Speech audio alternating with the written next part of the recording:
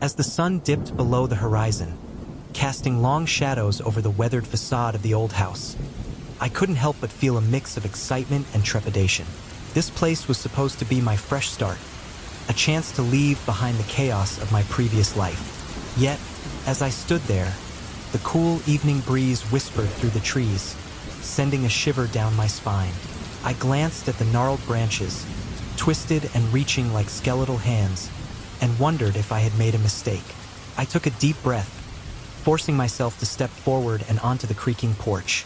The boards groaned beneath my weight, and I hesitated, feeling the weight of the house's history pressing down on me. "It's just an old house," I muttered under my breath, trying to convince myself. "People have lived here before. It's fine." But the words felt hollow, echoing back at me like the empty rooms I was about to enter. Pushing open the heavy door, I was greeted by a musty smell that filled the air, mingling with the scent of dust and neglect. The interior was dimly lit, the fading wallpaper peeling in places, revealing the bare wood beneath. I could see the remnants of a life once lived here. An old piano covered in dust, a collection of faded photographs on the mantel, and furniture that seemed to sigh with age. I felt a pang of sadness for the stories these walls had witnessed. I moved through the house, my footsteps muffled by the thick carpet that had seen better days. Each room felt like a separate world, filled with echoes of laughter, tears, and whispers of the past. As I climbed the narrow staircase to the second floor, I could feel my heart racing. "This is it," I told myself. "This is where you'll start anew." But standing in the small bedroom, with its slanted ceiling and a window that overlooked the overgrown garden, I felt the first flicker of unease. The shadows seemed to dance along the walls, twisting and turning as if something unseen was watching me.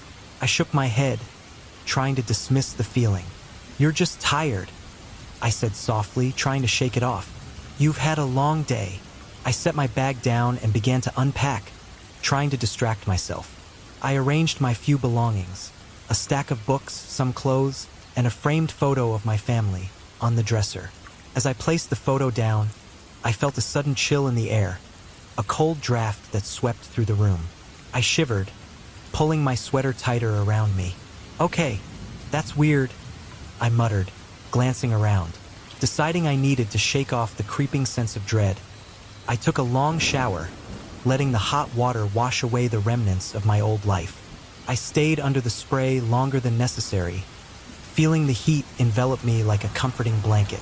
Afterward, I dried off and slipped into my pajamas, a sense of normalcy returning as I settled into the small bed.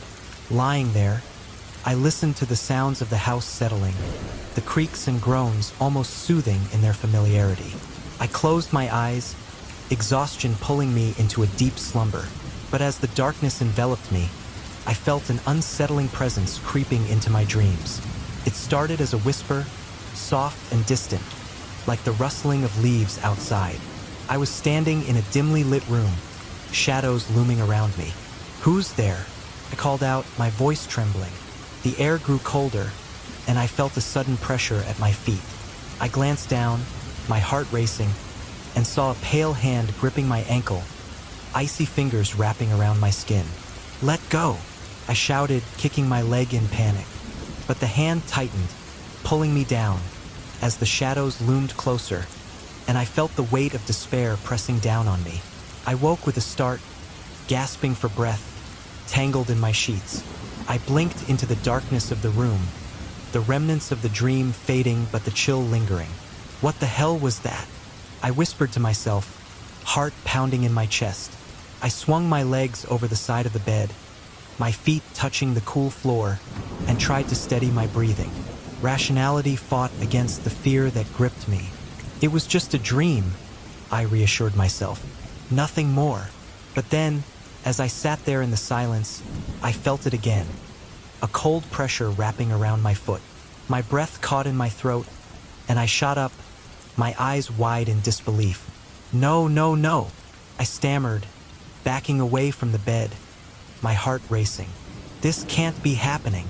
I turned on the bedside lamp, flooding the room with a soft glow, and looked down, half expecting to see some bizarre trick of the light or my own imagination playing games with me. But nothing was there. Just the bed, the dresser, and the shadows that seemed to linger at the edges of my vision. I ran a hand through my hair, trying to calm my racing thoughts. It's just stress, I told myself again, but the words felt weaker this time. I couldn't shake the feeling that something was very wrong.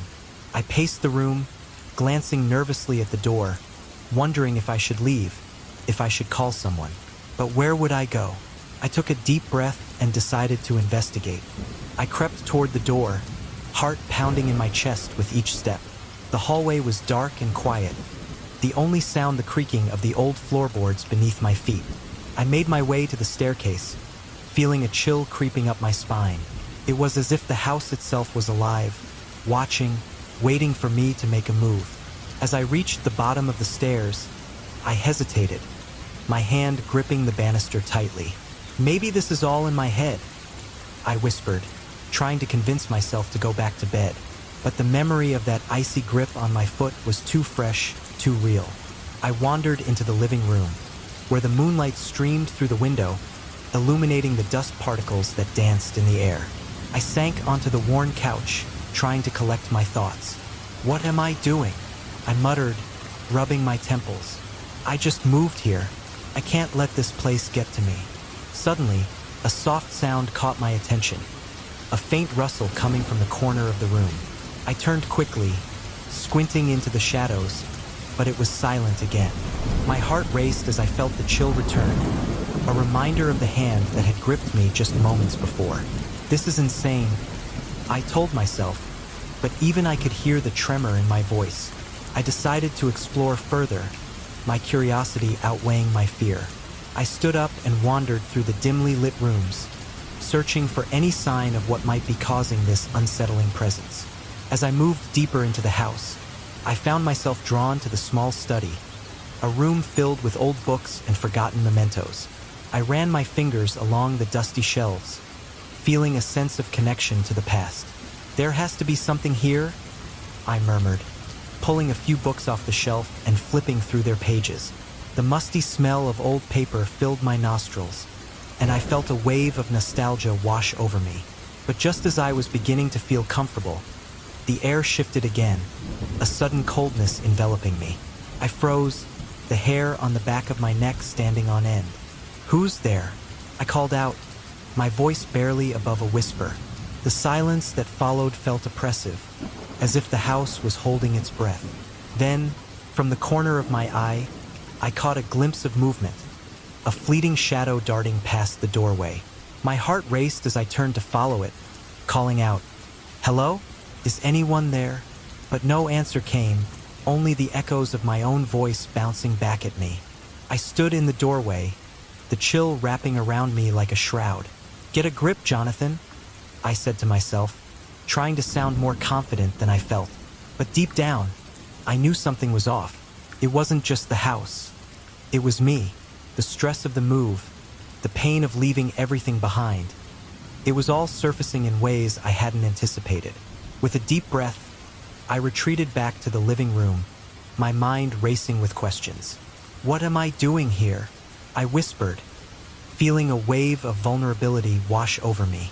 Why did I think this would be a good idea? My thoughts spiraled, the fear and uncertainty clawing at me. I decided to try and distract myself. I grabbed my phone and texted my best friend, hoping to find some comfort in familiar words. "Hey, just moved in. Feeling a bit weird about the house. It's old and kinda creepy. Wish you were here." I typed, my fingers trembling. As I hit send, I glanced around the room, half expecting to see something lurking in the shadows. The air felt thick with tension, and I could still feel the remnants of that icy grip on my foot. I shook my head, trying to clear my thoughts. "You're imagining things?" I muttered.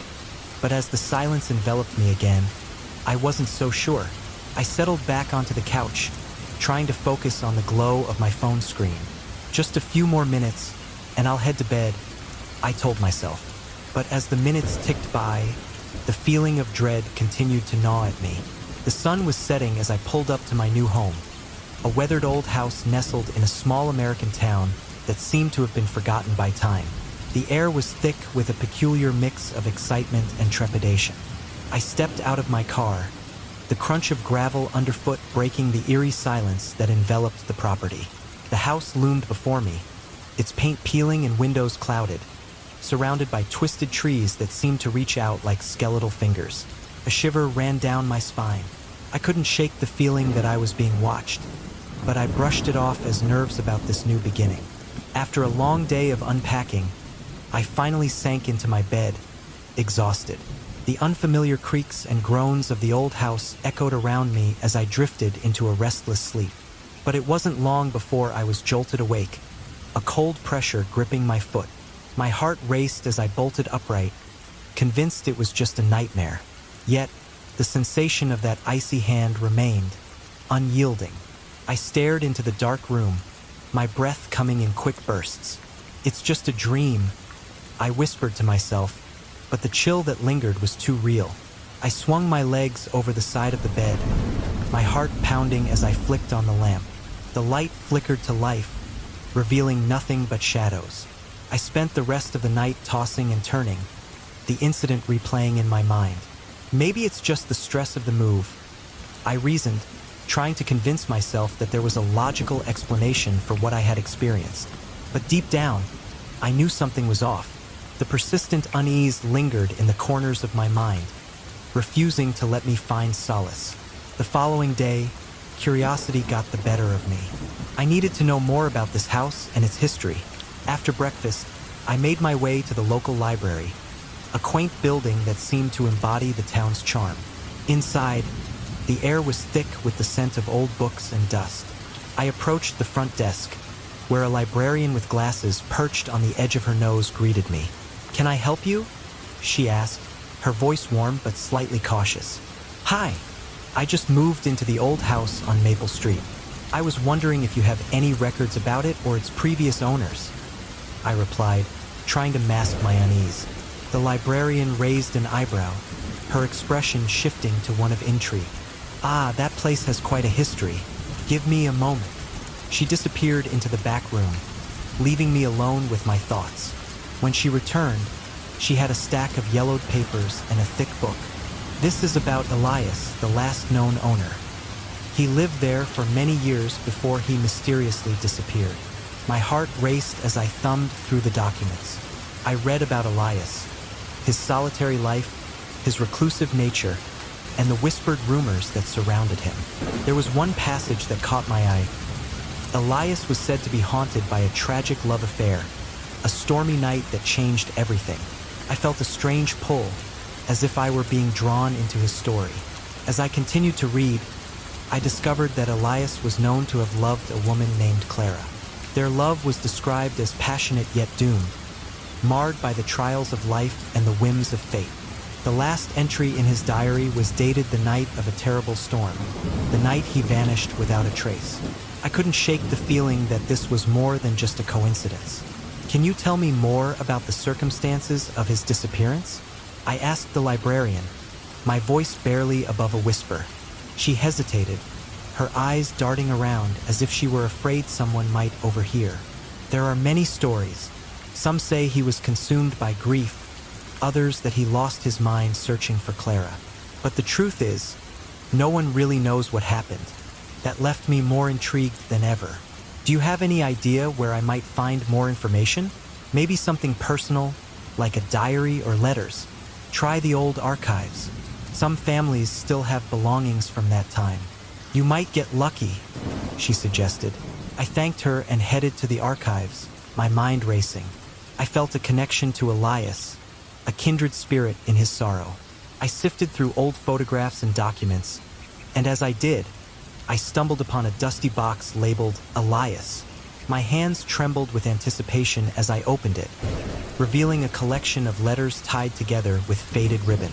As I carefully unfolded the letters, I could sense the weight of emotions that had been poured into them. Each word spoke of longing, heartache, and an undying love for Clara. One letter in particular struck me, asterisk, "If only the storm had not come.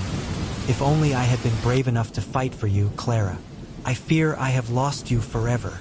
Asterisk, my heart ached as I read those words.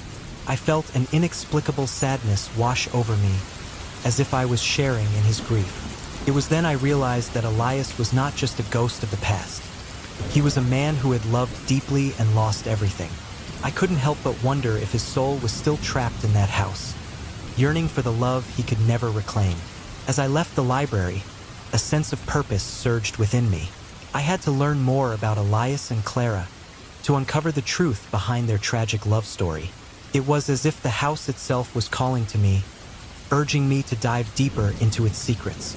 I couldn't ignore the feeling that my life had somehow become entwined with theirs. Later that evening, I returned to the house, determined to piece together the fragments of their story. The coldness of the previous night still lingered in the air, but I was no longer afraid. Instead, I felt a sense of duty, to honor the love that had been lost and perhaps bring peace to the restless spirit of Elias. As I settled into the living room, surrounded by the fading light of dusk, I pulled out the letters and began to read them aloud, imagining the voices of Elias and Clara echoing through the empty rooms. "I will find you again, my love," I whispered, hoping that somehow my words would reach him. The shadows danced around me, but instead of fear, I felt an odd comfort. I was not just an intruder in this house. I was a part of a greater story that spanned beyond time and space. With each letter I read, I felt the bonds of the past tightening around me, drawing me closer to the truth. That night, as I prepared for bed, I couldn't shake the feeling that I was being watched, but it was different now. It was as if Elias was there, not to scare me, but to guide me. I climbed under the covers, my heart racing with a mix of anticipation and resolve. The cold grip of the hand returned, but this time I welcomed it. "I'm here, Elias," I murmured into the darkness. "I want to help you." The hand lingered for a moment, then slowly faded away, leaving me with a warm sense of connection. I closed my eyes, willing myself to dream of the past, to understand the love that had been lost in the storm. As sleep took me, I felt a flicker of hope. I was no longer just Jonathan, a young man seeking a fresh start. I was a bridge between two worlds, determined to uncover the truth and bring peace to a restless soul. And perhaps, in doing so, I would find healing for myself as well. As I stood in front of my new home, the sun dipped below the horizon, casting long shadows that danced eerily around the old house. The wooden structure creaked softly in the wind, its peeling paint and overgrown garden giving it an air of neglect. I felt a mix of excitement and trepidation wash over me. I had hoped that moving to this small American town would mark a fresh start, yet the weight of the past clung to me like a shroud. With a deep breath, I stepped through the creaking door, the familiar scent of dust and aged greeting me. As I moved from room to room, my heart raced with the possibilities of what lay ahead. This was my sanctuary now, a place to heal and rebuild, yet something about it felt off. I couldn't shake the feeling that I was being watched. That first night, exhaustion settled over me like a heavy blanket, coaxing me into a restless sleep. It was peaceful at first, but as the clock ticked into the early hours, I was jolted awake by an icy grip wrapping around my ankle. My heart pounded in my chest, and I shot up in bed, convinced it was a nightmare. But the sensation persisted, cold and unyielding. I flailed my legs, desperately trying to shake off whatever was holding me down. "Get a grip, Jonathan," I told myself, trying to rationalize the experience. "It's just stress, just the move." But as the night wore on, sleep eluded me, and I lay there, wide-eyed and trembling, haunted by the chilling touch of the unseen. The next day, the sun rose lazily, illuminating the dust motes dancing in the air. I tried to shake off the events of the previous night, but the memory lingered, gnawing at my sanity. I decided to explore my new surroundings, hoping to distract myself. It wasn't long before I stumbled upon a quaint little library in the heart of the town. The building, with its brick facade and ivy-covered walls, seemed like a portal to another time. Inside, the librarian greeted me with a warm smile. "Welcome. Looking for something specific?" "Actually, I'm curious about the history of my house," I replied, a hint of uncertainty in my voice. I just moved in. She raised an eyebrow, intrigued. That old place? It has quite a tale. You might want to check the archives in the back. As I sifted through the old documents, I stumbled upon a file that caught my attention. The name Elias was scribbled across the top, along with details of his mysterious disappearance. My heart raced as I read about the man who once lived in my home, a solitary figure haunted by a tragic love story. I felt inexplicably drawn to his plight, as if our fates were intertwined. Elias had loved deeply, but something had gone horribly wrong. It was as if the very walls of my new home held the echoes of his sorrow. I couldn't shake the feeling that I needed to know more about him, about Clara, the woman who had stolen his heart. I found an old diary tucked away in one of the shelves, its pages yellowed but the ink still legible. Clara, my beloved Clara, Elias had written. The storm took everything from me. I will not let it take you. I shivered as I read those words, feeling a chilling connection to this man I had never met.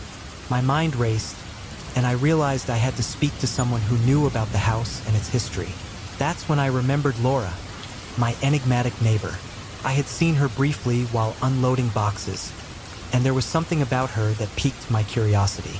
Mustering up my courage, I walked over to her house, the sun beginning to set again, casting a golden hue over everything. I knocked on the door, and a moment later, Laura appeared, her expression a mix of surprise and warmth. "Hey, Jonathan, right?" she said, her voice soft and inviting. "Yes, that's me. I was wondering if I could ask you a few questions about the neighborhood and the house I moved into." She hesitated for a moment, and I noticed a flicker of something in her eyes. Was it fear? "Sure, come in," she said finally, stepping aside to let me enter. As I crossed the threshold, I felt a shift in the air, a charged tension that made the hairs on my arms stand on end. The living room was cozy but filled with an overwhelming sense of nostalgia. Old photographs adorned the walls, and books were stacked haphazardly on every surface. "Do you know anything about Elias?" I asked, my heart racing with anticipation. Laura's expression shifted, and she glanced away, her fingers nervously tracing a pattern on the armrest of the couch. "Elias. Yes, he was a peculiar man. Lived there for years before. Well, before he disappeared. What happened to him?" I pressed, feeling an urgency to unravel the mystery. She sighed, her gaze distant. "There were rumors. Some say he went mad after losing Clara during a storm. Others think he just left everything behind." I could sense there was more she wasn't saying, but I chose not to pry. "I think I felt something in the house. It sounds crazy, but I felt a cold hand on my foot last night while I was sleeping." Laura's eyes widened, and she leaned closer, lowering her voice. "You're not the first to mention that. Some believe Elias's spirit still lingers there, searching for Clara. It's said that he can't rest until he finds her." A shiver ran down my spine. It felt so real. I thought I was just imagining things, but now... "You're not alone in this, Jonathan," she said, her voice steadying. "I've heard the stories, and I too have had experiences. It's as if the past is refusing to let go." We talked late into the night, sharing our thoughts and fears. I found myself drawn to her, not just because of her connection to the house, but because of the unspoken pain I sensed within her. When I finally left, I felt a strange connection to Laura, as if our lives were intertwined by the past that haunted us both. As I walked back to my house, the weight of what I had discovered pressed heavily on my chest. Elias and Clara's tragic love story echoed in my mind, and I realized that I was not just a passive observer in this tale. I was part of it. I needed to uncover the truth, to learn what had happened to Elias and Clara, and perhaps, in doing so, I could free not just their spirits but my own as well. The night was silent, the moon casting an ethereal glow over the street.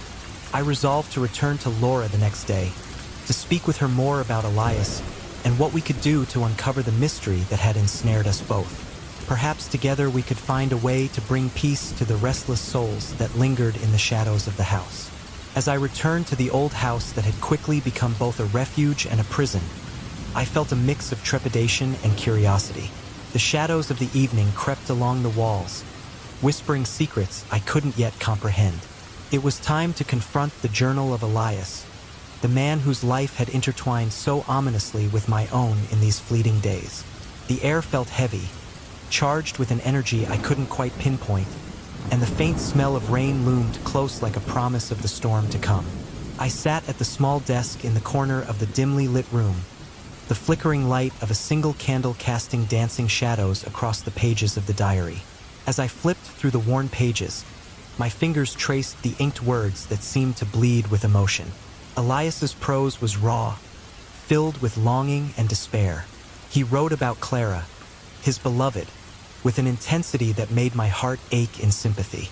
Every storm brings with it the weight of memories, I read aloud, the words tasting bitter on my tongue. And every drop of rain reminds me of the tears I have yet to shed. I paused, considering the connection I felt with Elias. I had come to this house seeking a fresh start, yet here I was, entangled in the ghosts of a past that was not mine. The line between our lives began to blur as I read on, a chilling realization creeping in. The storm he referred to was the very tempest that had roared to life outside my window, the same storm that had marked my first encounter with the icy grip of the hand that had seized my foot in the dead of night. Was it that night? I murmured to myself, heart racing. My thoughts were interrupted by the distant rumble of thunder, as if the heavens themselves acknowledged the resonance of my discovery. What happened to you, Elias? What became of Clara? The journal revealed a tale woven with tragedy. Elias had been a man in love, consumed by his feelings for Clara, yet bound by the chains of circumstance. The storm he described was not just a meteorological event. It was the catalyst for their doom. I must save her, he wrote in a fit of despair. But what can one do against the fury of nature? As I read the words, I felt a chill run down my spine. It was as if I were not merely an observer of his story, but a participant in it. Each line drew me deeper into the past, and I could almost hear the echoes of their voices, the laughter and the pain that had once filled these walls. I was compelled to understand what had happened that fateful night, the night of the storm. With renewed determination, I decided it was time to seek answers from Laura, my enigmatic neighbor who had hinted at her knowledge of the house and its history. Perhaps she held the key to unraveling this mystery, a mystery that now felt dangerously intertwined with my own psyche. The thought of confronting her made my stomach twist with a mixture of curiosity and dread. I made my way to her house, the path illuminated by sporadic flashes of lightning that illuminated the darkened landscape. As I knocked on her door, the sound echoed through the stillness of the night, and my heart thudded in my chest. When she opened the door, her expression shifted from surprise to concern as she took in my disheveled appearance. "Jonathan," she said softly, her voice laced with curiosity. "Is everything all right? I need to talk to you about Elias," I blurted out, urgency spilling from my lips. "About what happened to him and Clara. I think I'm beginning to understand, but I need more information." Laura hesitated, a flicker of something, a memory, perhaps, crossing her features. "Come in," she said finally, stepping aside. "We can talk inside." Once settled in her cozy living room, I wasted no time. "I found his journal," I said, my eyes searching hers for any hint of recognition. "He wrote about a storm, about trying to save Clara. What really happened between them, Laura?" Her expression darkened as she took a deep breath, clearly reluctant to delve into the shadows of the past. "It's not a pleasant story, Jonathan, what you read. It's just the tip of the iceberg. Please," I urged, leaning forward. "I need to know." She sighed heavily, as if the weight of the world rested upon her shoulders. Elias and Clara were deeply in love, but their love was forbidden. Clara came from a family that disapproved of Elias. They thought he was too poor, too unstable. But their hearts wanted what they wanted. When the storm hit, it was chaotic. Clara tried to leave to find Elias. He was desperate to reach her, believing he could save her from whatever was waiting outside. I could see the pain in her eyes, a reflection of my own growing anguish. And then, I pressed, desperate for the truth. Laura took a moment collecting her thoughts. They never found Clara. Elias went searching but was caught in the storm. They say he lost himself that night, consumed by grief. It's as if he became part of the house, a prisoner of his own sorrow. The stories say that he still wanders, searching for her. And that's what you felt, the chill of his despair. The room fell silent as her words sank in. I felt the air grow heavier, the shadows around us deepening. A realization washed over me, cascading through my veins like ice. So the hand, it's his? Laura nodded slowly. He's trying to reach out to find peace, but he can't do it alone. He needs someone to understand his pain, to help him let go. I shivered at the implication, the weight of her words settling heavily upon my chest. But how can I help him? I'm just me. Perhaps that's exactly what he needs, she replied, her voice gentle yet firm. To know that someone hears him, that someone understands. You're already connected to him, Jonathan. You felt his presence. I leaned back in the chair, grappling with the enormity of what she was saying. All at once, the pieces began to fall into place. This wasn't just about Elias and Clara. It was about my own journey, my own fears and regrets. The hand that had gripped my foot was not just a manifestation of his sorrow. It was a call for help, a desperate plea for connection. I can't ignore this, I said, a newfound resolve solidifying within me. I need to find a way to help him, to help us both. Laura studied me intently, her gaze piercing through the layers of my uncertainty. Are you sure you're ready for this? It's not just about confronting a ghost. It's about confronting the pain that binds you. I have to try, I replied, the determination surging within me. For him, for Clara, and maybe for myself. As we spoke, the storm outside intensified, the wind howling like a chorus of lost souls. I could feel the energy shift in the room, as if the very walls were urging us forward. Laura reached out, her hand covering mine, a silent affirmation of our shared purpose. Then we'll do this together, she said, her voice steady. We'll find a way to bring peace to Elias, but it won't be easy. I'm ready, I affirmed, my heart pounding. Let's uncover the truth, no matter how painful it may be. With a shared glance, we both knew that the path ahead would be fraught with challenges. But in that moment, I felt a flicker of hope. Perhaps by confronting the past, we could not only help Elias find solace, but also begin to heal our own wounds.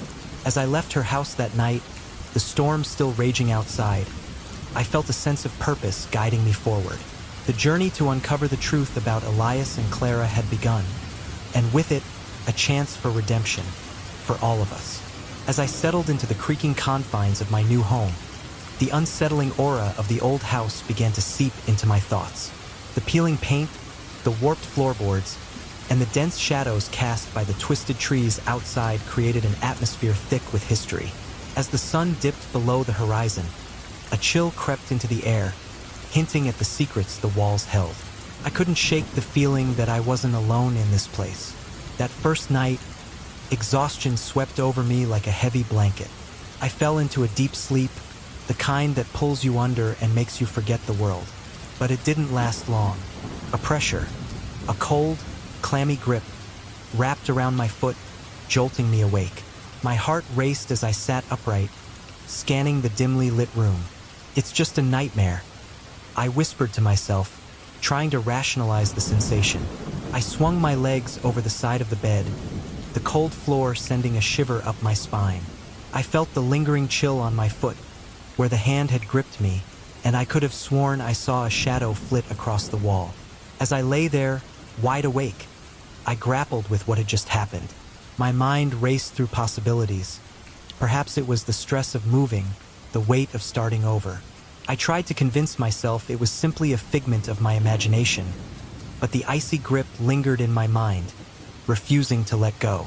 Sleep eluded me as I stared into the darkness, listening to the house creak and whisper around me.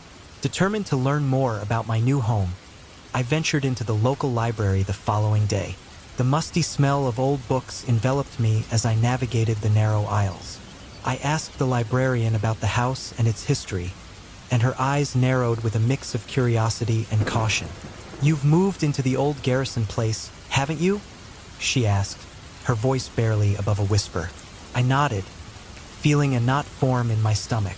She handed me a folder filled with newspaper clippings and documents. Elias Garrison was the last owner. A tragic figure, really. He disappeared some years ago, and no one knows what happened to him. As I flipped through the pages, a picture of a somber man with deep-set eyes stared back at me. The article spoke of an unrequited love, a woman named Clara, and a storm that changed everything. "They say he lost her during a tempest," the librarian continued, her voice laced with sympathy. "And ever since, people have claimed to feel something in that house. The more I read about Elias, the more I felt a strange connection to him. He was a man haunted by loss, much like I felt I was." I returned home, the weight of his story heavy on my shoulders. That night, sleep was again elusive. My dreams were invaded by shadows and whispers, a flicker of a memory that wasn't mine, but felt achingly familiar. I saw Elias, his eyes filled with sorrow as he searched for something or someone. Clara. The next day, I decided to introduce myself to Laura, my neighbor. She had been a fleeting figure in my periphery, moving boxes into her home next door. As I helped her carry a few, I tried to gauge her demeanor. There was something enigmatic about her, a quiet strength that intrigued me. "It must be strange moving into a house with such a history," I said, attempting to ease into conversation. Her gaze flickered to the ground, and for a moment, I thought I saw a flicker of fear. "Yes, strange," she replied softly, her voice trailing off. "I've heard things about the Garrison place." "What kind of things?" I pressed, sensing there was more beneath the surface. She hesitated, her eyes darting to the house. "Just rumors. People say that Elias's spirit lingers there, that he's looking for something." I felt a chill run down my spine, but I couldn't let her see my unease. "I felt something too," I admitted, trying to sound nonchalant. A cold hand, gripping my foot while I slept. Laura's eyes widened, and she looked away quickly. "Maybe it's just the wind," she said, but I could tell she wasn't convinced. "Do you think it's true?" I asked, my curiosity piqued. "Do you think he's still here?" She didn't answer right away, her expression unreadable. "I don't know what to believe," she finally said, her voice barely above a whisper. "But I think he's searching for something he lost."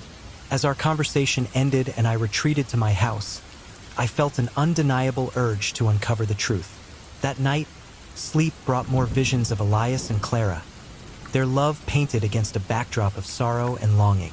I saw them together, laughing under the rain, only for the scene to shatter into chaos. I woke up in a cold sweat, my heart pounding. The next day, I returned to the library, and this time, I searched for anything I could find about Clara. I discovered that she had been a vibrant woman, full of life and dreams. The storm that took her was a fierce one, and the town had mourned her loss.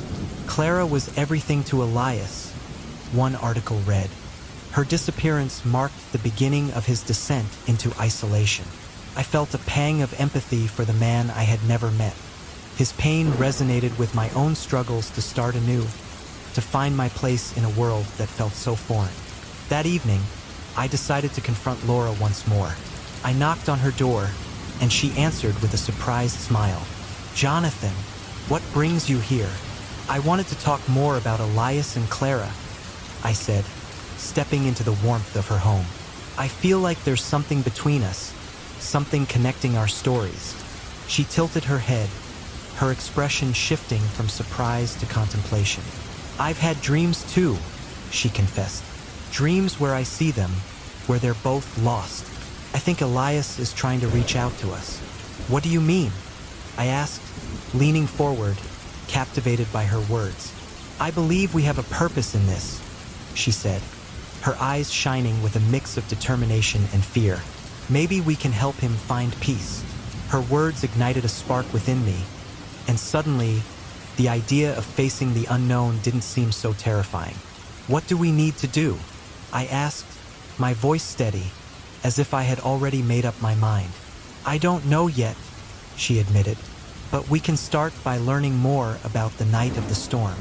We need to understand what truly happened to them." That night, I lay in bed, my mind racing with possibilities. I felt a strange sense of camaraderie with Elias. He had been searching for Clara, and perhaps I was searching for my own lost pieces as well. The hand that had gripped me was a manifestation of his pain, a tether to a past that refused to let go. As I navigated my own thoughts, I realized that I had to face my fears head-on. Not just for Elias, but for myself. I was tired of running from shadows. I wanted to confront the darkness that haunted me, to find my own closure in this peculiar journey. The next morning, I met Laura again. "I think we should try to reach out to Elias," I suggested, my voice firm. "Maybe we can help him find Clara, or at least understand what happened." She nodded, her expression serious. "But how? We need to create a connection, a way to communicate with him. Perhaps we can perform some kind of ritual," I offered. "Something to honor their love and loss. Maybe if we acknowledge their pain, we can help them move on." Laura's eyes lit up with understanding.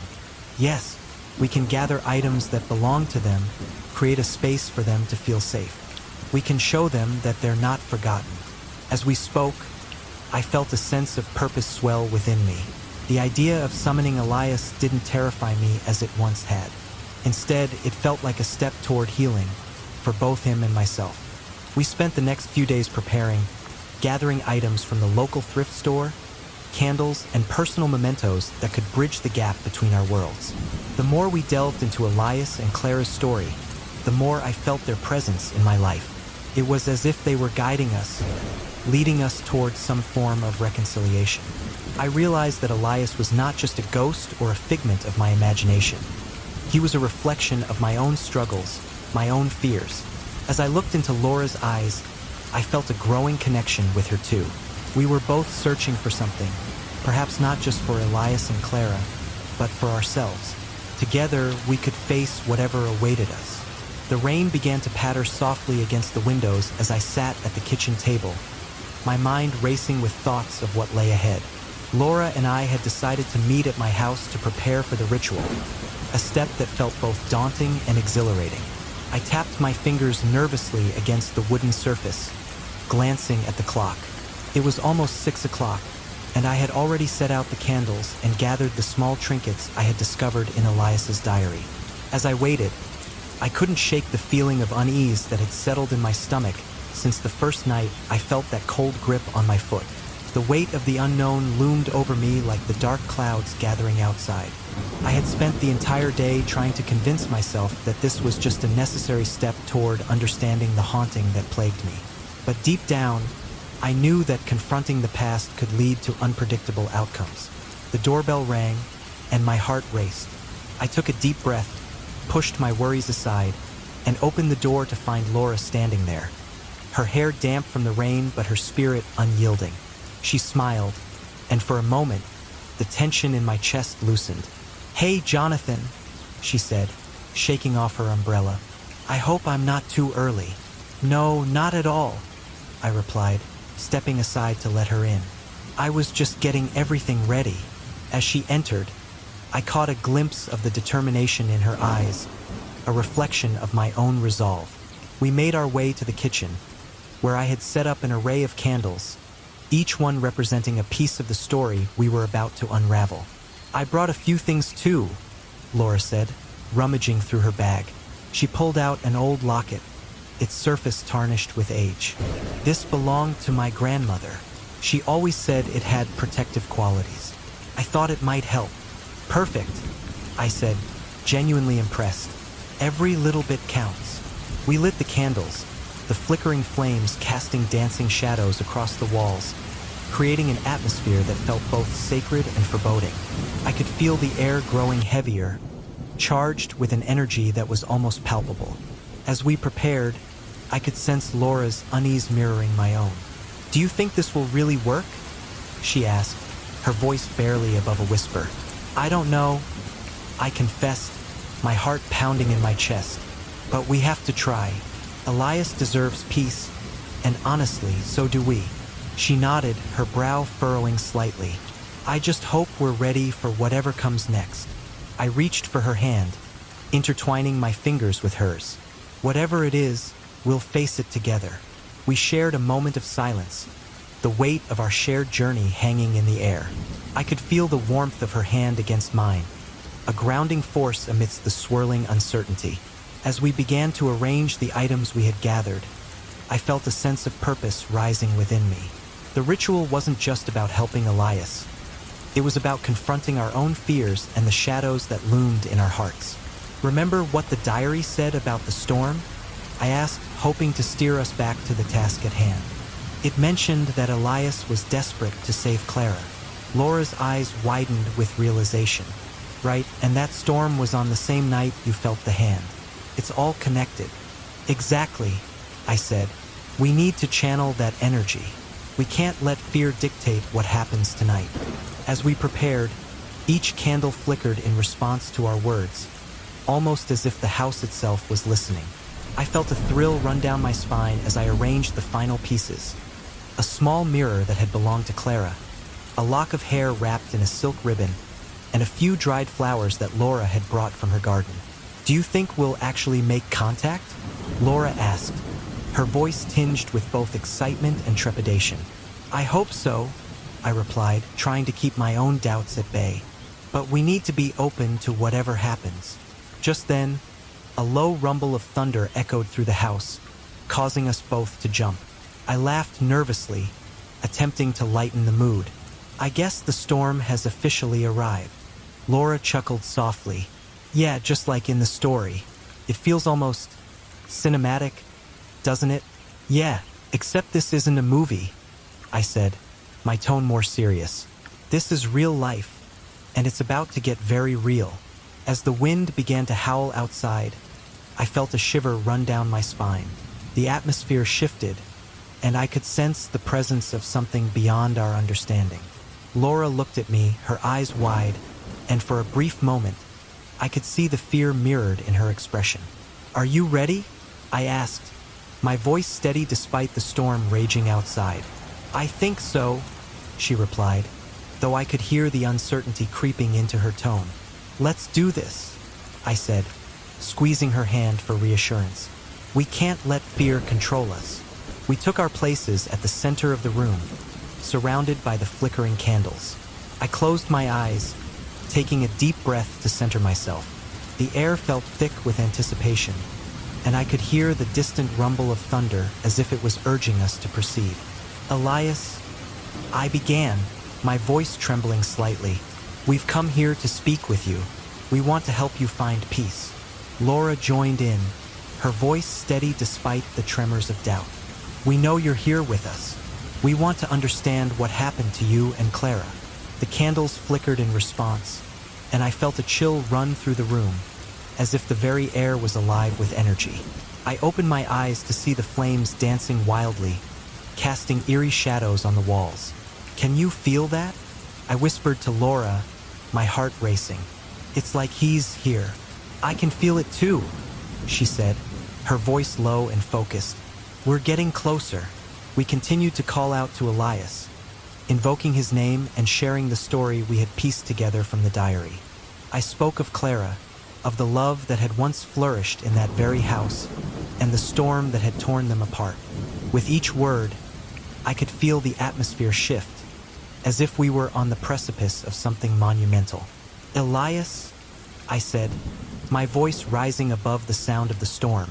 If you can hear us, please show yourself. We want to help you find peace. Suddenly, a loud clap of thunder shook the house, and the lights flickered, plunging us into darkness for a brief moment. I felt Laura's grip tighten around my hand, and I could sense her heartbeat quickening. Jonathan, what if... she started, but I interrupted her. No, we can't back down now. We're so close. As the lights flickered back on, the atmosphere in the room shifted dramatically. The candles burned brighter, illuminating the space with a warm, golden glow. I felt a cold breeze sweep through the room, and the hairs on the back of my neck stood on end. Elias, if you're here, please give us a sign, I urged, my heart pounding in my chest. The air grew colder, and I felt an unmistakable chill wrap around my feet. I glanced down, and for a split second, I thought I saw a shadow pass by. Laura gasped, her eyes widening in fear. "Did you see that?" she exclaimed, her voice trembling.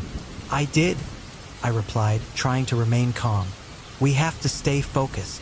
As I closed my eyes again, I concentrated on the energy in the room, willing Elias to come forward. "We're here for you," I called out. "You're not alone anymore." In that moment, I felt a surge of energy, a connection that transcended time and space. It was as if Elias was reaching out to us, his sorrow and longing palpable in the air. I opened my eyes, and to my astonishment, I could see a faint silhouette forming in the candlelight, a figure cloaked in shadows, with an expression of both anguish and hope. "Elias," I breathed, my voice barely above a whisper. "Is that you?" The figure seemed to nod, and I felt a rush of emotions wash over me. Fear, sadness, but also an overwhelming sense of empathy. I glanced at Laura, and I could see the awe reflected in her eyes. "This is it," she said, her voice filled with a mix of fear and wonder. "He's really here. Elias, we want to help you find peace," I said again, my heart racing. "Please, tell us what we need to do." For a moment, there was silence, the only sound the storm raging outside. The figure seemed to waver, and I could feel the weight of his sorrow pressing down on us. "Clara," he whispered, his voice echoing through the room like a mournful breeze. "Clara?" I repeated, my heart aching for the love story that had been lost to time. "We know about her. You were meant to be together." Another flash of lightning illuminated the room, and I felt the air crackle with energy. "You're still holding on to her, aren't you?" I said, trying to reach the core of his anguish. "You need to let her go, Elias. She wouldn't want you to suffer like this." The figure hesitated, and I felt the tension in the air shift. "Let go." The storm rumbled ominously outside, its distant growls echoing my own anxiety. I stood in the dimly lit living room, the air thick with anticipation and trepidation. Laura and I had spent the last few hours preparing for this moment, gathering candles, herbs, and objects that had belonged to Elias. Each item felt heavy with history, and I could sense their lingering energies as I placed them on the table. "Do you really think this will work?" I asked, my voice barely above a whisper. I fidgeted with a candle, tracing the intricate designs carved into its wax surface. The flickering light cast shadows that danced across the walls, almost as if they were alive, and I felt a chill run down my spine. Laura looked up from her side of the table, her brow furrowed in concentration. "I believe it will. Elias needs to know he's not alone anymore," she said, her voice steady but her eyes betraying a hint of vulnerability. "And maybe we both need this, Jonathan, to confront whatever it is that's been haunting us." Her words struck a chord inside me. I nodded, swallowing hard. "You're right. It's just the hand, the cold grip on my foot. It feels so real. What if we're just making things worse?" She stepped closer, her gaze piercing into mine. "We won't know unless we try. Besides, we're in this together. I can feel that this is important for both of us. We have to face it head on." The wind howled outside, rattling the windows and making the house creak as if it, too, were anxious about what was to come. I took a deep breath, trying to steady my racing heart. "Okay, let's do this," I said, trying to muster as much courage as I could. As we lit the candles, their flames flickered wildly, reflecting the storm's fury outside. I arranged them in a circle on the table, feeling the energy of the room shift with each flame ignited. Laura placed a small photograph of Elias and Clara in the center, the couple's smiling faces a stark contrast to the somber atmosphere. "Are you ready?" she asked, her voice soft yet firm. Her expression was a mixture of determination and apprehension, mirroring my own emotions. I nodded again, though I could feel the knot of fear tightening in my stomach. "Yeah, let's call him." We both took our positions around the table, clasping hands as we closed our eyes. "Elias, if you can hear us, I began, my voice shaking slightly. We want to help you. We know about your pain, and we're here to listen. Laura squeezed my hand, her grip reassuring. We're not afraid of you, Elias. We want to understand, she added, her voice steadying. As we sat in the dim light, a palpable energy enveloped us, and I felt the temperature drop drastically. I opened my eyes, glancing at Laura, whose expression mirrored my own surprise. Did you feel that? I whispered, the air around us thick with tension. Yes, she breathed, her eyes wide with a mix of fear and excitement. It's happening. Suddenly, a gust of wind howled through the room, extinguishing one of the candles and plunging part of the room into darkness. I felt my heart race, a mix of fear and exhilaration coursing through my veins. Elias, I called out, my voice trembling. If that's you, please show us a sign. The air around us seemed to shimmer, and I felt a cold draft brush against my legs. I shivered involuntarily, the sensation creeping up my spine. Laura, I started, but she cut me off. Just focus, Jonathan. We're here for you, Elias, she called out, her voice resonating with strength. We want to help you find peace. The temperature dropped even further, and I felt an icy breath against my foot. I gasped, recognizing the familiar chill that had haunted my dreams. It's here, I whispered, my voice barely audible over the storm's roar outside. Elias, we're not here to hurt you, Laura urged, her eyes darting around the room. We just want to understand what happened. We want to help you move on. In that moment, I felt a tightening grip around my ankle, icy and unyielding. Panic surged within me, and I instinctively jerked my foot back, but the grip only tightened. Laura, I shouted, fear clawing at my throat. The hand, it's got me. Jonathan, stay with me, she urged, her voice fierce. Don't let fear take over. Remember, we're here together. I closed my eyes again, trying to focus on her words, on the warmth of her hand in mine. Elias, I called, my voice steadier now. I'm here. I can feel your pain. Please let go of your anger. Let us help you. For a moment, the grip loosened slightly, and I felt a warmth seep through the cold.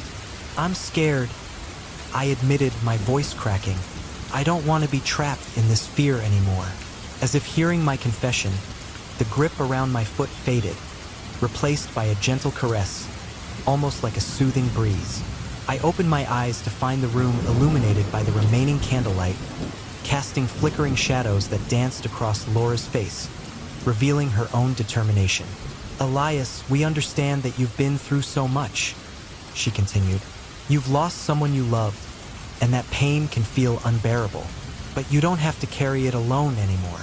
The air shimmered again, and I felt an emotional weight pressing down on me, as though a sorrowful presence was hovering just beyond our reach. We're here to listen, I said softly. Please share your story with us. A sudden rush of wind surged through the room, and I felt an overwhelming surge of emotion wash over me. Sadness, regret, and longing. I could almost see a figure forming in the shadows, a silhouette of a man who looked painfully familiar. Elias, I whispered, my heart pounding in my chest. Jonathan? I heard a voice, faint and echoing, as if it were coming from a distant place. You can feel me? Yes, I exclaimed, filled with a mix of fear and excitement. We're here to help you. Please, tell us what happened. There was a pause, and the air thickened with tension. I am trapped in my own sorrow. Elias's voice reverberated, almost like a haunting melody. I lost her, Clara, in that storm. I couldn't save her. A deep sadness crept into my heart, and I felt tears prick at my eyes. I'm so sorry, Elias. I can't imagine what you went through, but holding on to that pain is only hurting you more. The presence flickered, a wave of anguish radiating from it. I tried to save her, he breathed, his voice trembling. I failed her. I'm not worthy of peace. Elias, listen to me, I said, my voice firm. You're not a failure. You loved her and she loved you. You must let go of the guilt. You deserve to find peace. Laura's hand tightened around mine, and we both focused on the flickering candles, their flames dancing as if responding to our words. Elias, we understand your pain, but you don't have to bear it alone anymore, she added, her voice steady. Let us help you find Clara. Let us help you find peace. The cold presence around us seemed to waver, and I felt Elias's essence shift, like a breeze brushing against my skin. I don't know if I can, he whispered, the weight of his sorrow palpable. You can, I urged, my heart racing. Take this step with us. We're here for you, and we want to help you move on. Clara would want you to be free from this pain. There was a moment of silence, the air thick with uncertainty. Then, I felt a flicker of warmth enveloping me, replacing the cold grip that had haunted me for so long. You really want to help me? Elias asked, his voice trembling with disbelief. Yes, I affirmed, my heart swelling with hope. We're here for you, Elias. Together, we can confront this darkness. The shadows seemed to shift, and I felt the room pulse with energy, as if the very walls were alive, resonating with our words. Find her, Elias whispered, his voice barely audible. Help me find her. Together, we will, Laura promised, her voice unwavering.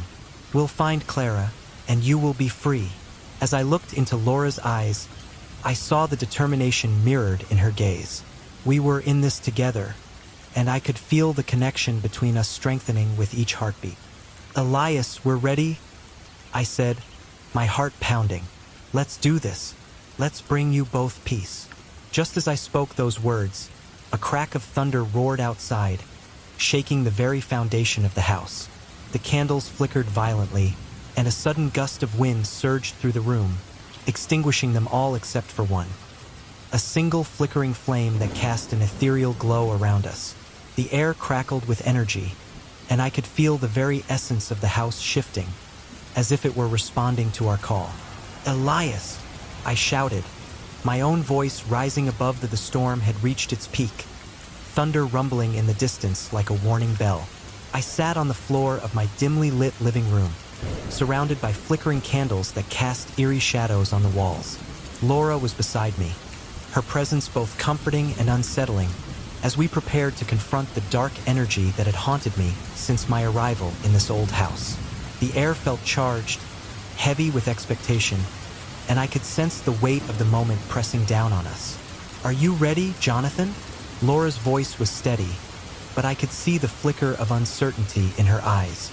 She had been my anchor through this tumultuous journey, yet I could feel the gravity of the ritual we were about to perform. I nodded, though my heart raced with doubt.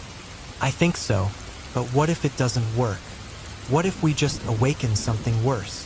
The thought of facing whatever had been tormenting me was terrifying, yet it also filled me with an odd sense of resolve. I had to do this, not just for myself, but for Elias and Clara as well.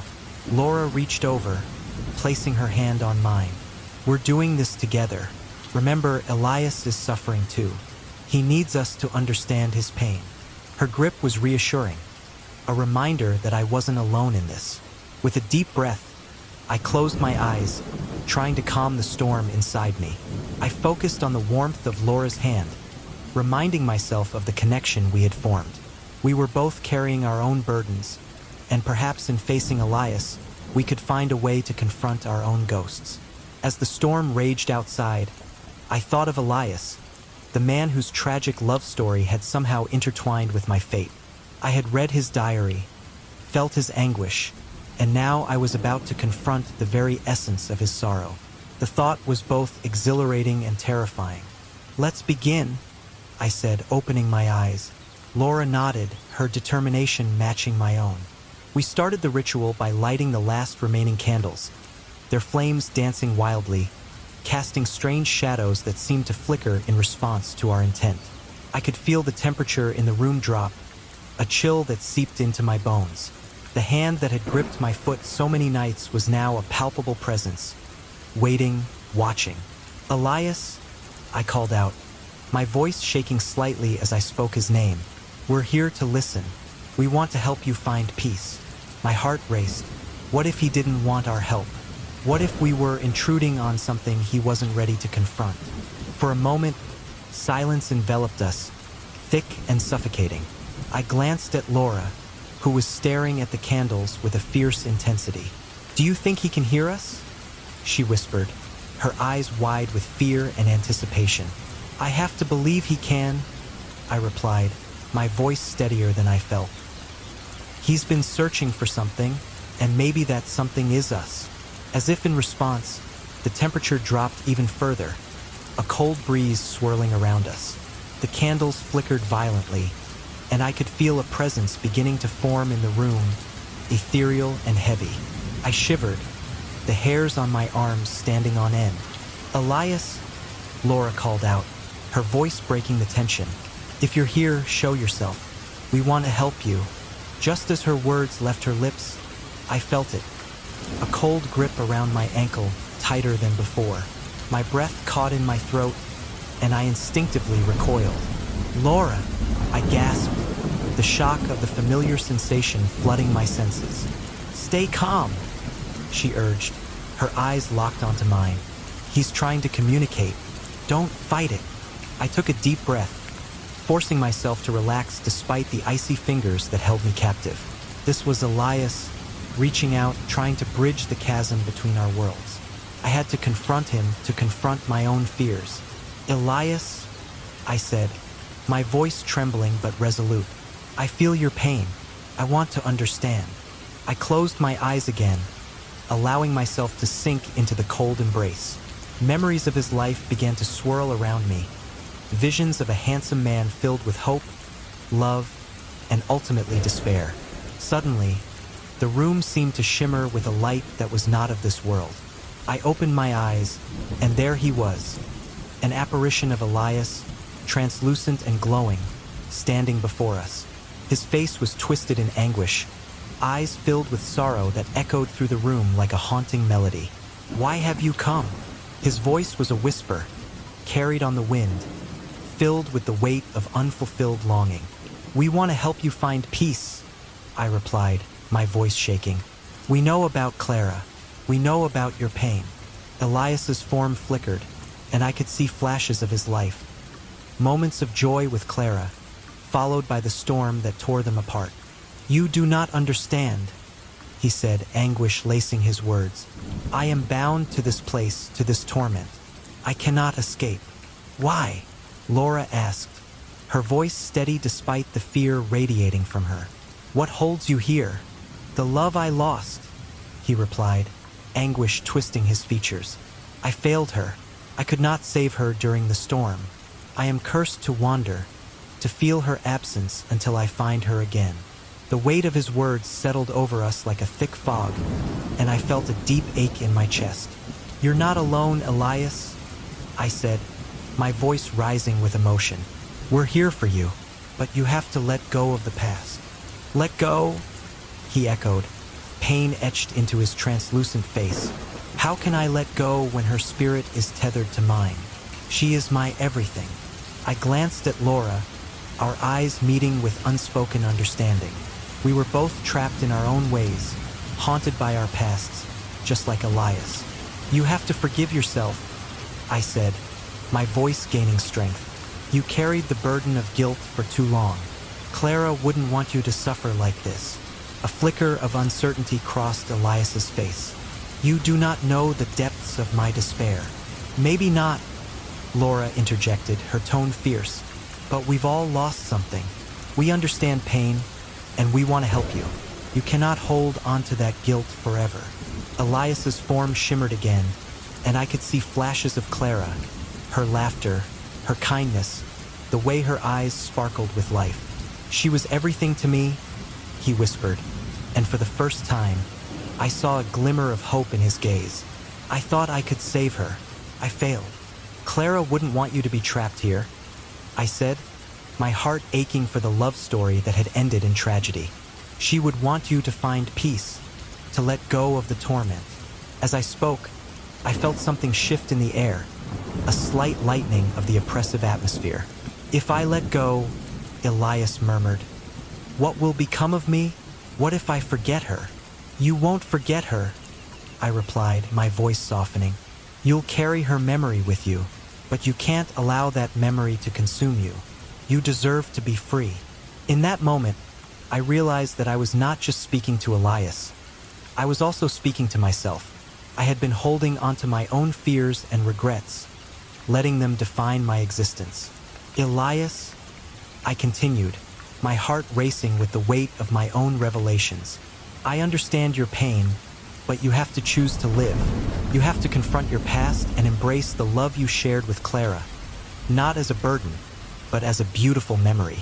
The air around us trembled, and I could sense the struggle within him. But the guilt, he began, his voice cracking. Guilt can't be your master, Laura interjected. You have to break free from it. We're here to help you find that strength. I felt the grip around my ankle loosen, the icy hold beginning to fade. Elias, I said, my voice steady, you are not alone. We are here with you, and together we can find a way to heal. Elias looked at us, his face a mixture of pain and longing. What if I can't? You can? I insisted, my heart pounding with urgency. You have to believe that you can. Let us help you find your way. As I spoke the words, I felt a sudden surge of warmth, a gentle breeze washing over me, dispelling the cold that had clung to my heart. It was as if Clara's spirit was reaching out, bridging the gap between us and guiding Elias toward forgiveness. Let go, Elias, Laura urged, her voice filled with compassion. Let her go and allow yourself to be free. For a moment, silence enveloped us, the weight of the moment heavy in the air. I could see the struggle in Elias's eyes, the battle between love and guilt waging within him. Then, almost imperceptibly, he began to nod, the tension in his form easing. I will try, he whispered, the pain in his voice mingling with a flicker of hope.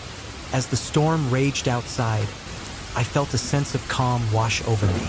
We were on the cusp of something profound, a moment that could change everything for all of us.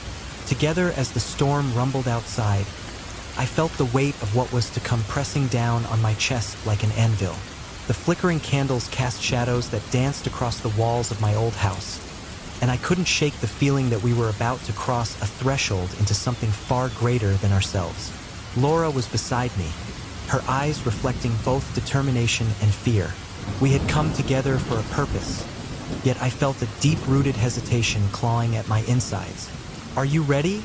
She asked softly, breaking the silence that had settled uncomfortably between us. Her voice was steady, but I could see the slight tremor in her hands as she adjusted the candles on the table. I nodded, though uncertainty gnawed at me. I think so. I don't know what to expect. My voice cracked, betraying my facade of confidence. Laura stepped closer, her presence grounding me. Neither do I, Jonathan, but we've come this far. We owe it to Elias and Clara to try. Her gaze met mine, a silent understanding passing between us. Yeah, but what if we're not strong enough? What if we make things worse? I looked away, unable to meet her eyes. The fear of failure twisted in my gut, threatening to swallow me whole. Listen, Laura said, her voice firm yet gentle. We're not alone in this. Elias has been waiting for someone to break through. If we don't try, he'll be stuck here forever. And so will we. Her words hung heavily in the air, resonating within me. I had already felt the grip of the past tightening around my feet, the cold hand that had haunted my nights now serving as a reminder of the pain I carried. I had to confront it. I had to confront myself. Taking a deep breath, I turned back to the altar we had created, a makeshift shrine to the love and loss that had woven itself into the very fabric of this house. Okay, let's do this, I said, my voice steadier now. As we began, I could feel the storm outside intensifying, the wind howling as if echoing the turmoil within me. Laura lit the final candle, and the flickering flames cast a warm glow against the darkened walls. The atmosphere felt electric, charged with both fear and anticipation. Elias, we said in unison, our voices trembling but resolute. We call upon you. The air thickened, and I felt a chill sweep through the room.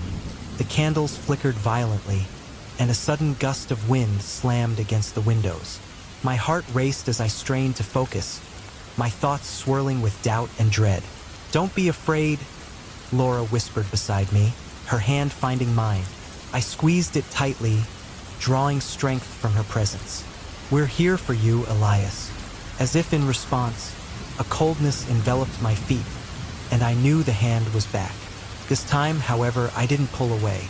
I let it grip me, feeling the icy fingers wrap around my ankle like a vice, but I fought against the instinct to flee.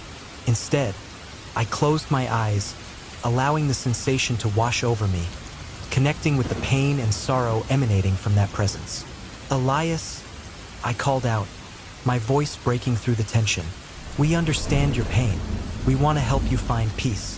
But we need you to show us, to let us in." The grip tightened momentarily, and I felt an overwhelming flood of emotions wash over me. Grief, regret, longing. I gasped, the weight of Elias's sorrow pressing into my chest. It felt like I was carrying not just his burdens, but my own as well. "I'm trapped," a voice whispered, echoing around us. It was faint and ethereal, a mere breath against the backdrop of the storm. "Trapped in this house, in this memory." "Elias," I said, opening my eyes, "you don't have to be. We're here to help you let go. You can find peace." The room felt charged with energy, the shadows twisting and turning as if caught in a storm of their own. I can't let go of Clara," he lamented, his voice a haunting melody that reverberated through my soul. "I failed her. I couldn't save her." A surge of understanding swept over me, and I felt the weight of my own guilt pressing down on me as well. "Elias, you're not alone in this. I've lost people too. I know what it feels like to carry that weight." I looked at Laura, who nodded in silent agreement, her eyes glistening with unshed tears. "I tried," he whispered, a tremor in his voice. "I was supposed to save her, but the storm, I couldn't get to her in time." The memories crashed over me like waves, and suddenly I was transported back to my own moments of despair, times when I felt helpless and burdened by my failures. "I know what it's like to feel trapped by the past," I confessed, my voice cracking with emotion. "But holding on to that pain doesn't help anyone. It only keeps you chained to the darkness." Laura's grip tightened around my hand as the shadows in the room seemed to pulse with energy. "You have to forgive yourself, Elias," she urged, her voice steady. "You did everything you could. You were human just like us. You're not to blame for what happened." "Forgiveness," he echoed, the word heavy with hesitation. "How can I forgive myself when I couldn't protect her?" "By letting go," I replied, my heart racing. "You have to release that burden. It's not just about Clara. It's about you too. You deserve to find peace, Elias. You deserve to be free of this pain." The room fell silent, the air thick with tension. I could feel the hand around my ankle loosening slightly, as if he was considering my words. "But what if I forget her?" he asked, his voice barely above a whisper.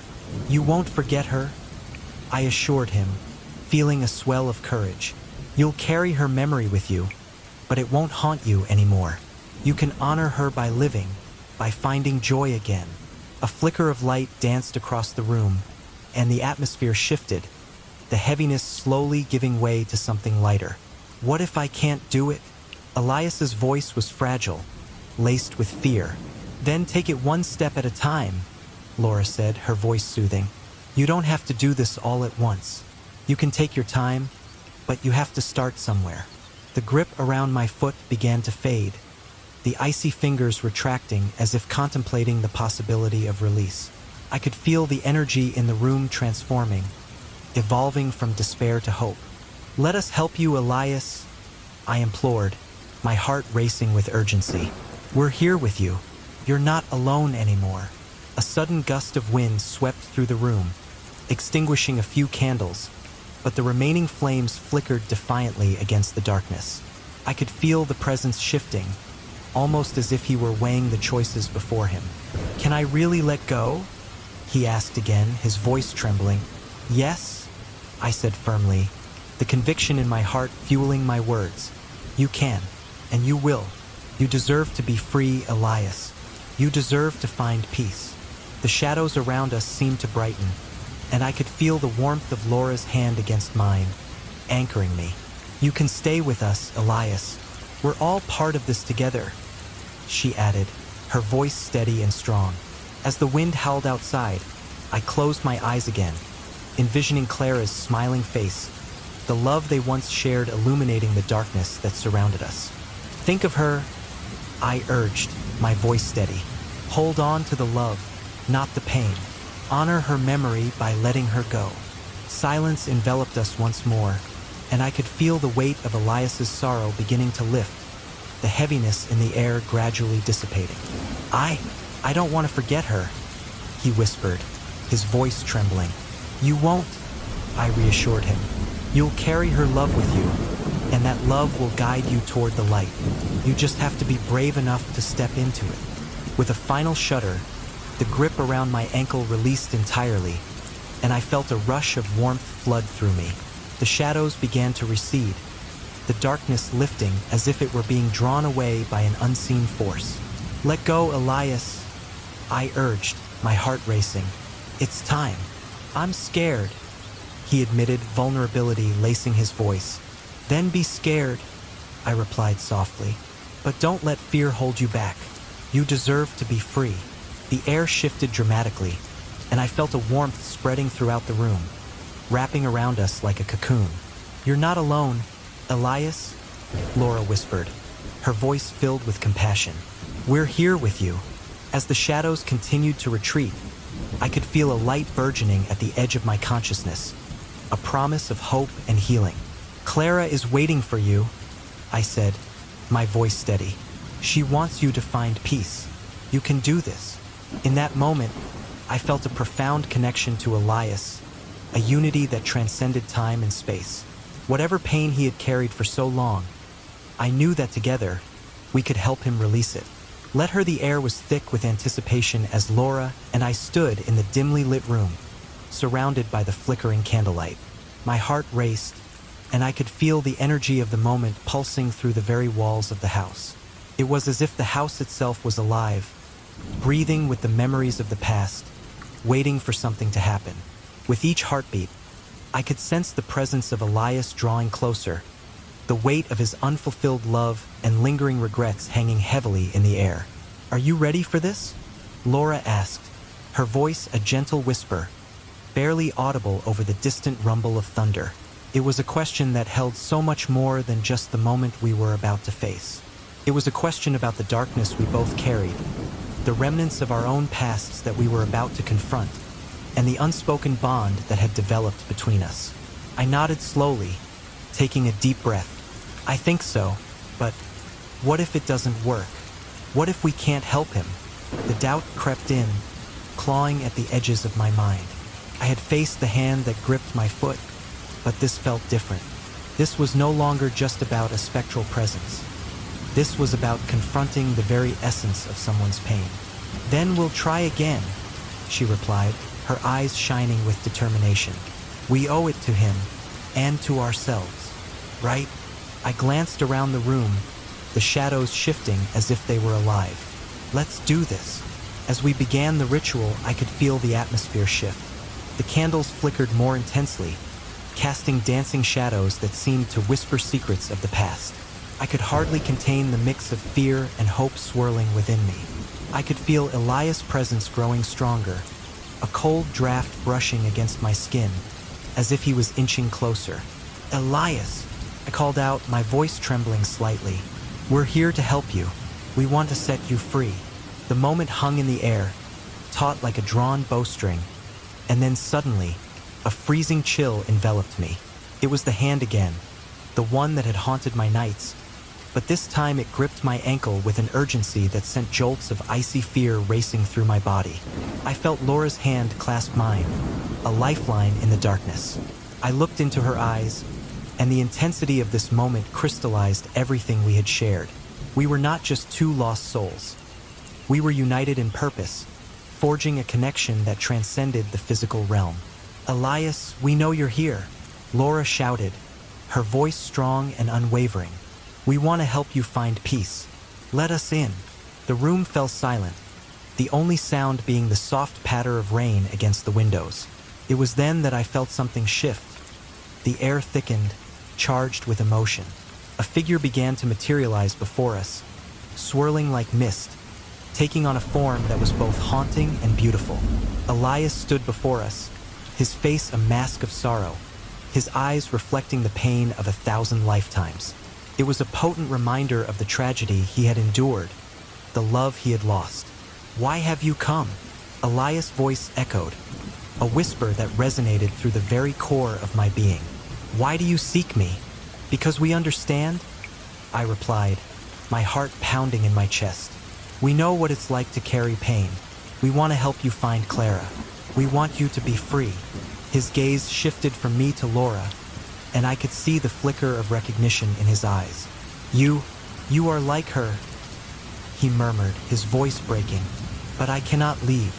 I am bound to this place, to the memories of my lost love."